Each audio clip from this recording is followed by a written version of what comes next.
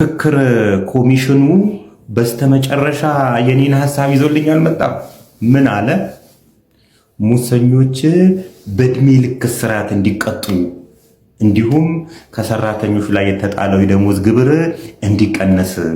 የኮሪደር ልማት ስንጀምረው ብዙዎች ላይ ገባቸው ይችላል። ዛሬ ግን በገሃድ የሚታይ ነው። ለድፍን አፍሪካ ምሳሌ የሆነ የአፍሪካ መሪዎች በርካታ ሚኒስትሮቻቸውን እየላኩ ልምድ የሚቀመሩበት እንዴት ሰራችሁት? ገንዘቡ ከየት መጣ? ይህ የምታየው መሰረተ ልማት የሚገነባው በሙሉ ግማሹ የሚበላ ግማሹ ደግሞ ፈንድ ተደርጎ ሀገሪቱን እንዴት በለጸግ ሳይሆን የበለጸገች ለማስመሰል ባይዘዌ ዛምቢያ ያለባትን የብድር መጠን መክፈል ስላልቻለች ብቻ ቻይና ሙሉ ለሙሉ የዛምቢያን የኤሌክትሪክ ሙሉ ለሙሉ ገቢ ከመብራት የምታገኘው ሙሉ ለሙሉ ገቢው ለቻይና ነው። ምክንያቱም ዛምቢያ ዳውን መክፈል ስላልቻለች። በነጋሽ ሚዲያ ላይ እነ ዘማሪ ብርሃኑ እነማ ቀርበው አንድ ነገር ተናግረዋል።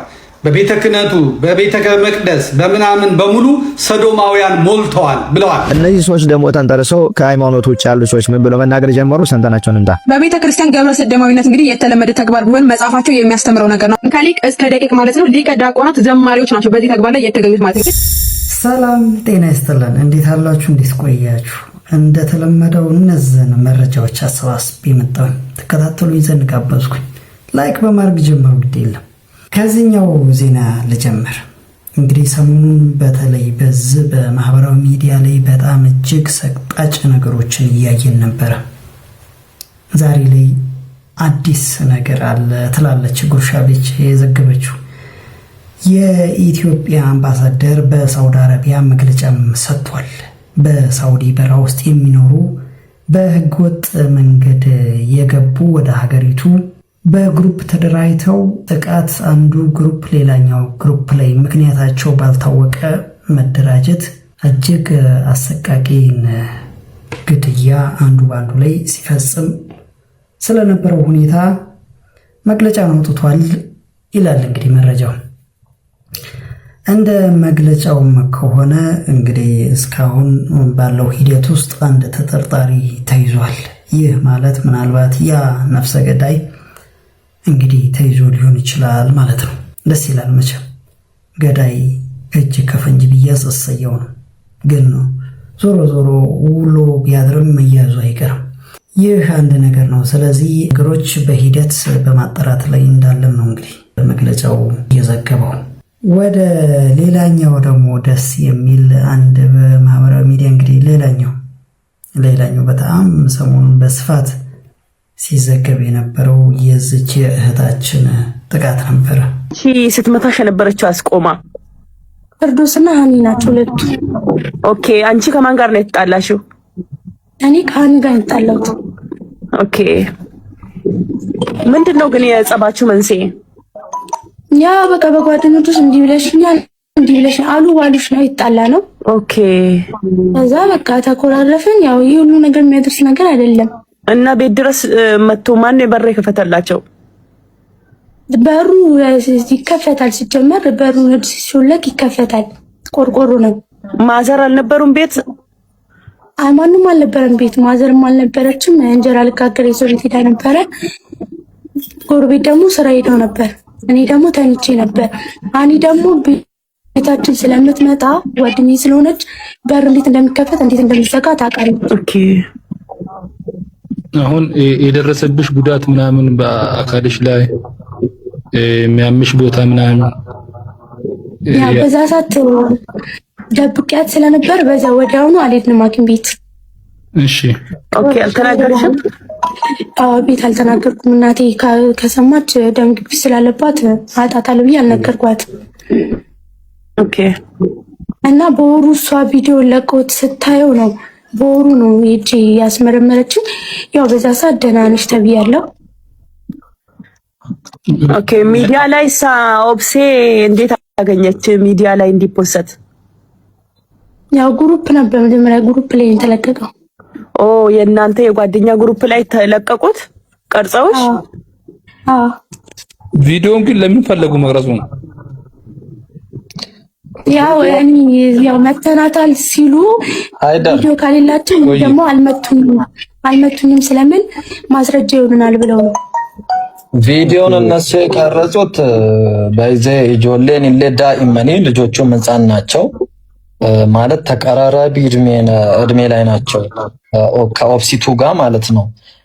ቪዲዮውን በጣም የገረመኝና ውስጤን በጣም የነካኝ ነገር ቢኖር ልጅቷ የተናገረችው ምንድነው ለምንድነው እሱ በጊዜ ወደ ሕክምና ያልሄድሽው ሲባል እንግዲህ ለእናቷ ያልተናገረችበት ነገር እናቷ የደም ግፊት ታማሚ ናቸውና እንዳይደነግጡ ብላ ህመሟን ለራሷ ያንን ህመም ለራሷ መሸከሟ ለኔ በጣም ትልቅ ነገር ነው። ለኔ ትልቅ ነገር ነው። ለማንኛቸውም ግን እጅግ ደስ የሚል መረጃ አለ ስለሷ። ያው እንግዲህ ሌሎች ተጨማሪ ዝጋባ አካል እንግዲህ እንድትናገር ያው ጥያቄን ጠይቀዋታል ብዙ ሰዎች። ግን ያው ያገዟት ደግሞ ብዙ ናቸው። ዛሬ ላይ በተለያየ ቪዲዮዎች እያየው ነበረ። የተለያዩ ድርጅቶች እናትየዋን ለምሳሌ በልብስ ማጠቢያ ማሽኖች በተለያየ ነገር እንደገና ደግሞ ልጅቷን ፐርሰናሊ ያው ሰሞኑን እንደተባለው የዳሎል ኢንተርቴይንመንት ባለቤት እሱም ሶሻል ሚዲያ ላይ እንድትሰራ እያገዛት እንደሆነ ብዙዎች በጣም እየተረባረቡ እንደሆነ ነው። እንግዲህ ለማንኛቸውም ሰው ሲገፋ በሰው እግዚአብሔር ደግሞ ያነሳል። ሲያነሳ ደግሞ እግዚአብሔር እስከ መጨረሻ ነው ማለት ነው። ሌላኛው ደግሞ እጅግ አሳዛኝ ዜና ደግሞ ጋዜጠኛ አሉላ ፍሬው ደግሞ እንደገና ታስሯል ዛሬ። በዛሬው ዕለት ጋዜጠኛ አሉላ ፍሬው በቁጥጥር ስር መዋሉን መረጃዎች እያሳዩ ይገኛሉ። ጋዜጠኛ አሉላ ፍሬው 22 አካባቢ ምግብ እየተመገበ ባለበት ሰዓት ላይ ማለት ነው በፖሊሶች በቁጥጥር ስር እንደዋለ ጓደኞቹ መረጃዎችን አድርሰውኛል። አሉላ ፍሬው በምን ጉዳይ ላይ በቁጥጥር ስር እንደዋለ እስካሁን ድረስ አልታወቀም። ነገር ግን በተለያዩ ጉዳዮች ላይ ሐሳቡን በመስጠት የሚታወቀውና በስፖርቱ ዘርፍ ስማቸው ከሚጠቀሱ ጋዜጠኞች መካከል አንዱ የሆነው አሉላ ፍሬው አሁን ላይ በእስር ቤት እንደሚገኝ ነው የደረሰኝ መረጃ ያሳየው። ይህንን ጋዜጠኛ እንግዲህ ታስታውሱታላችሁ። ከጥቂት ወራት በፊት የሚያገባትን ሴት መስፈርት አስቀምጦ ነበረ። ኦርቶዶክስ የሆነች እንደገና ደግሞ የማንቸስተር ደጋፊ የሆነች ብሎ አስቀምጦ ነበር። እንደ ቀልድ ነው እንደውም የተናገረው በወቅቱ እና በጣም ከፍተኛ ደረጃ ላይ ደርሶ ታስሮ ሁሉ እንደገና ደግሞ ከስራውም እንዲለቅ ተደርጎ ነበር። ያሁኑ ግን እስካሁን ምክንያቱ አልታወቀም። ለማንኛቸውም ያው ፖሊስ ጣቢያ ይገኛል ማለት ነው። ሌላው ደግሞ የሚኪ ጉዳይ ነበር። ሚኪ ማኮኖ ምናምን ስሙን በደንብ አያዘኝም። ሰሞኑን እንግዲህ የወረደበትን ነገር እንግዲህ መቼም ያው እንደተባለው ነው ተብሏል። በደንብ ተብሏል። የኢትዮጵያ ህዝባችን ሲያወጣም ሲያወርድም እንደ ጉድ ነው፣ ይችልበታል። ስለዚህ አሁን ይቅርታ ብሏል። አባትየውም እንደውም ወጥቶ ሰሞኑን ሁሉ ተናግሮ ነበረ እኔን እንዴት እንደዚህ ትለኛለህ ብሎ በሚል ማለት ነው። አሁን ደግሞ መቼም አባት ነው፣ አባት አይጨክንምና ይቅር በሉት ለወንድሞቹ ለእኔ ስትሉ ብሎ እያለ ነው።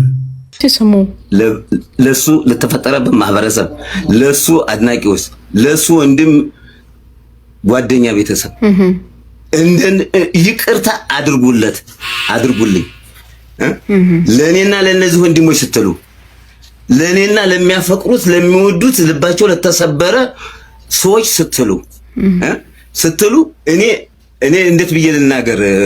በቃ ተንበርክኬ ነው መቀጣ ከሆነ ራሱ ለሱ ስለኝ ይቀጣለሁ።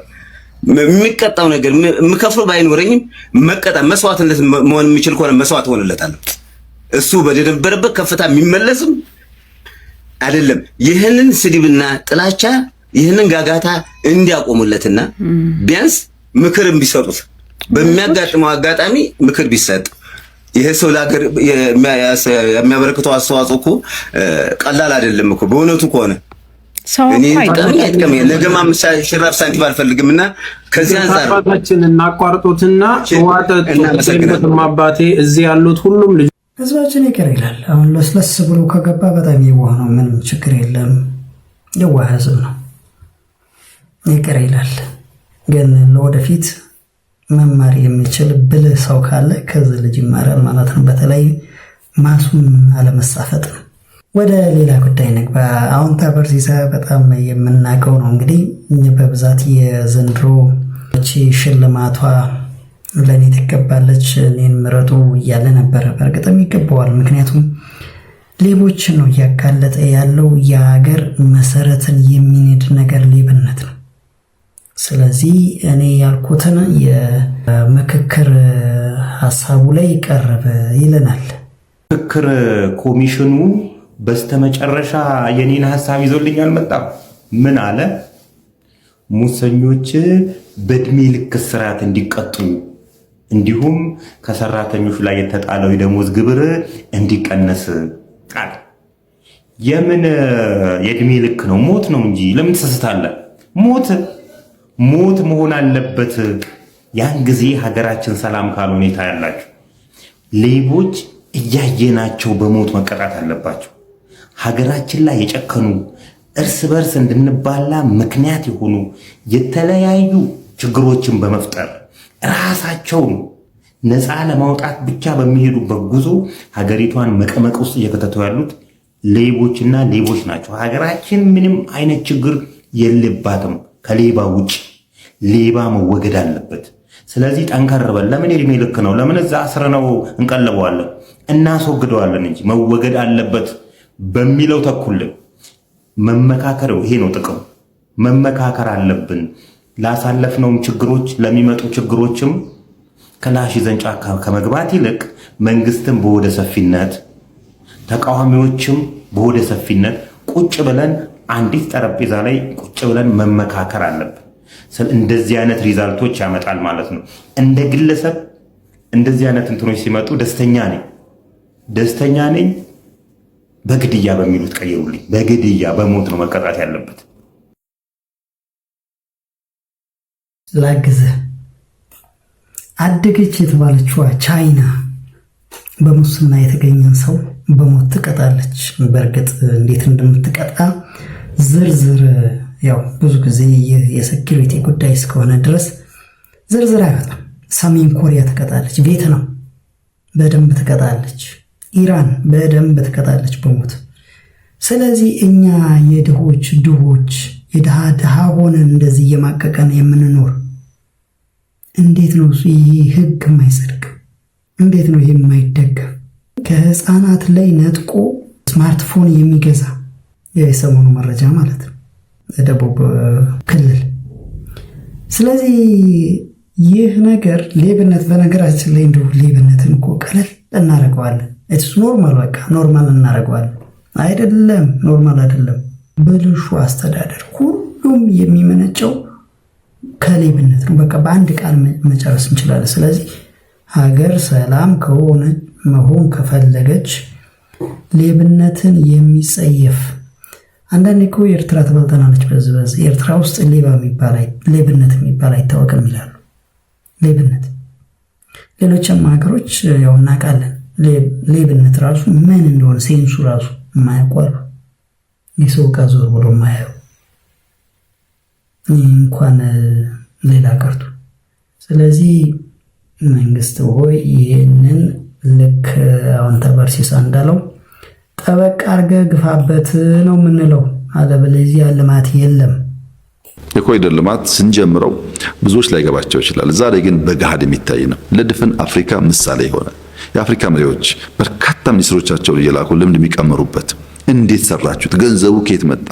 ዲዛይኑ ከየት መጣ? ሰራተኛው የማይጠየቅ ጥያቄ የለም። ዋናው በምናብ ማየት፣ መጨከን፣ መወሰን፣ መትጋት ነው።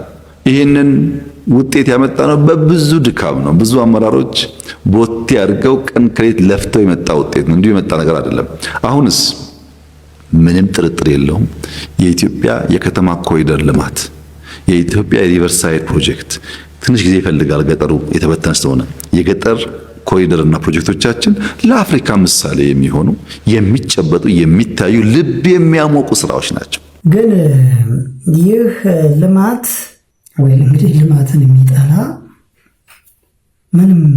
ማንም የሚጠላ የለም። ሰው ሆኖ ልማትን ያሸበረቀ ከተማ፣ ደስ የሚል ከተማ የሚጠላ የለም ማንም። ችግሩ ህዝብ ምን እየሆነ ነው፣ ህዝብ ምን ያህል ሰክሪፋይ እያደረገ የሚለው ነው። በግብር አለ፣ በብዙ ነገር፣ በመዋጮ በተለያየ ነገር ህዝብ ምን ላይ ነው ያለው የሚለው አንድ ጥያቄ ነው። አንደኛ። ሌላኛው ብድር፣ የሀገሪቷ ብድር ዞሮ ዞሮ የሚያርፈው የአገሪቱ ህዝቦች ጫንቃ ላይ ነው። ዞሮ ዞሮ ወንድማችን ሌላ ነገር ይላል፣ እንስማው። እኔ ምንም አይደለም፣ ማርያምን ብቻ አገር ቀይረን ነው በሉኝ። እንደዚህ ያማረብን እና ምን እየጠበቃችሁ ነው? ሀገራችን ለውጥ ላይ ነች። ስልህ እንዳታምነኝ ነውጥ ላይ ነች። አሁን እያንዳንዳችሁ የኢትዮጵያ ህዝብ የሚያስበው እዚህ ሀገር ትልቅ የሆነ በግሎባላይዜሽን ሲስተም ገብታ ለውጥ ላይ እንዳለች ነው። በቃ በተሻሻለ ስልጣኔ ውስጥ እንዳለች ነው። ጅል ነህ እንደዛ ካሰብክ። ክርስቶስን ይህ የምታየው መሰረተ ልማት የሚገነባው በሙሉ ግማሹ የሚበላ ግማሹ ደግሞ ፈንድ ተደርጎ ሀገሪቱን እንዴት በለጸግ ሳይሆን የበለጸገች ለማስመሰል። ባይዘዌ ዛምቢያ ያለባትን የብድር መጠን መክፈል ስላልቻለች ብቻ ቻይና ሙሉ ለሙሉ የዛምቢያን የኤሌክትሪክ ሙሉ ለሙሉ ገቢ ከመብራት የምታገኘው ሙሉ ለሙሉ ገቢው ለቻይና ነው። ምክንያቱም ዛምቢያ ዳውን መክፈል ስላልቻለች። እያንዳንዱ ኢትዮጵያዊ እኮ 70 ሺህ ብር አለበት። እኔም አለብኝ፣ አንተም አለብህ። ምን ታፈጣለህ? አዎ ተከፍላታል። እንዴ ምን አስባችሁ? የኢትዮጵያ ብድር ኧረ በስመ አብ ወወልድ ወመንፈስ ቅዱስ ወዴት እየሄደ ነው ወገን? ዛምቢያ ትናንትና የመብራት አገልግሎቷን ከሰጠች ኢትዮጵያ ደግሞ ነገ የህዳሴ ግድቧን ላለመስጠቷ ምን ዋስትና አለ? ትነቃለህ አትነቃም? ሲጀመር እኔ ካንተ ጋር ትገላለኝ። ትነቃለህ አትነቃም? እኔ እንደዚህ አይነት ቪዲዮ መስራት አልፈልግም። ግን አስባችሁታል? ኧረ ይሰውረን ከእንደዚህ አይነት መዓት።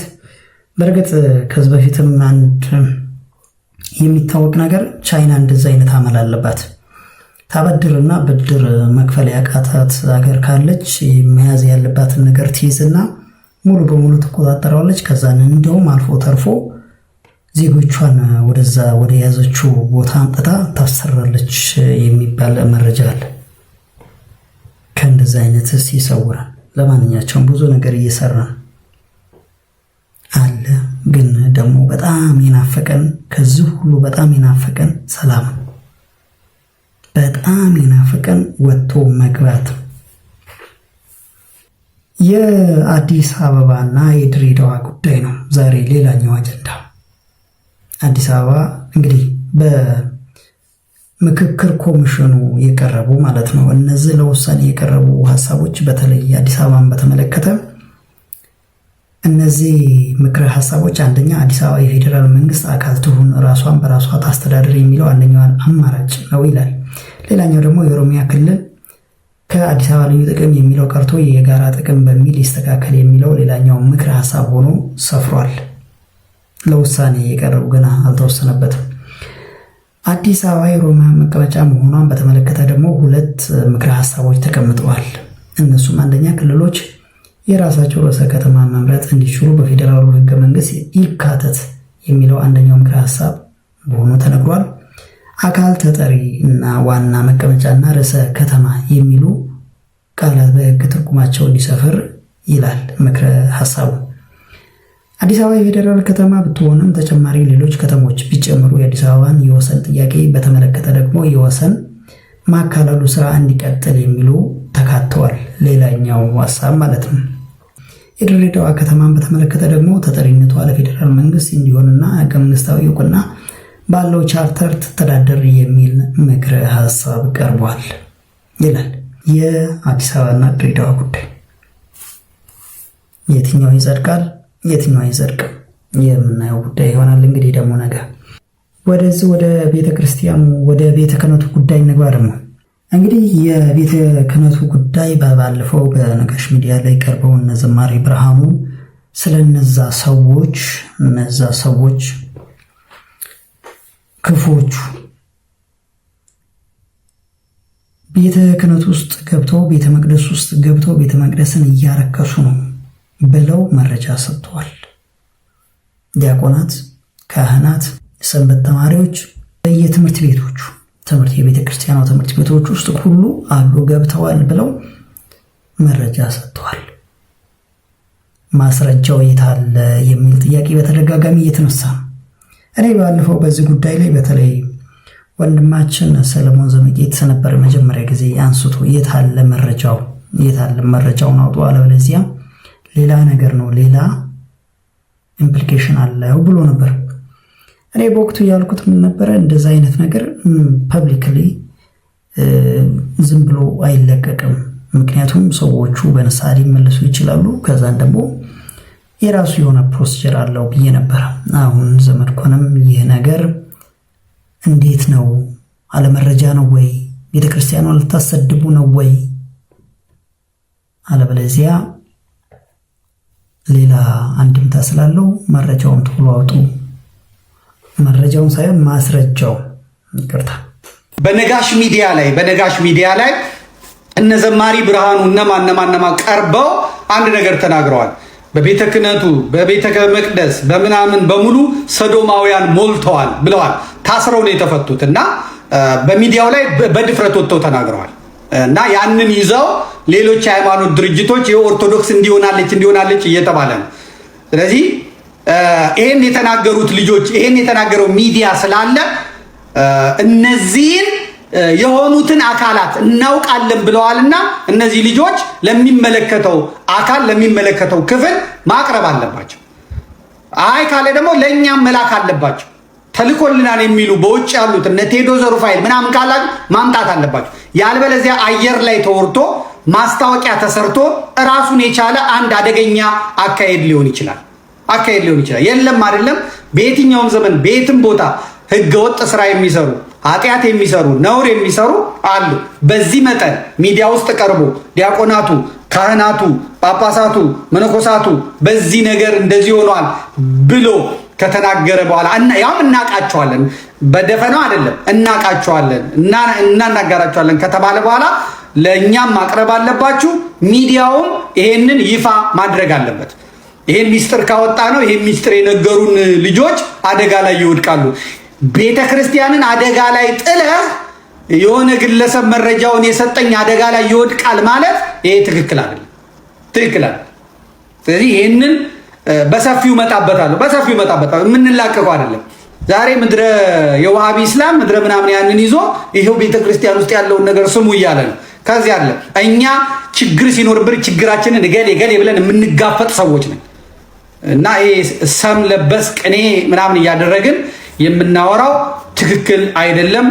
ማውጣት አሉ ማምጣት ያለበለዚያ ተልእኮ አለ ማለት ነው። አንደኛ የማለማመድ ይባላል። ሰዎች ካህናትን ዲያቆናትን በሙሉ ሲያዩ እንዲጠራጠሩ ለብሮ ቤተክርስቲያን እንዲሄደው እንዲሉ ቤተክርስቲያኒቷን በተለየ ቀለበት ውስጥ ከቶ ለማስመታት የሚደረግ ነው። እኛ ነውር ያለባቸውን ችግር ያለባቸውን ስም ጠቅሼ ነው የምናገረው። እገሌ ብዬ ነው የምናገረው። አምጣ ስባል ገጭ አድርጌ ነው የማመጣው፣ ገጭ አድርጌ። ስለዚህ ይሄ ቶሎ መጽናት አለበት። አይመስላችሁ? እስቲ ጻፍ አድርጉ። አይመስላችሁ?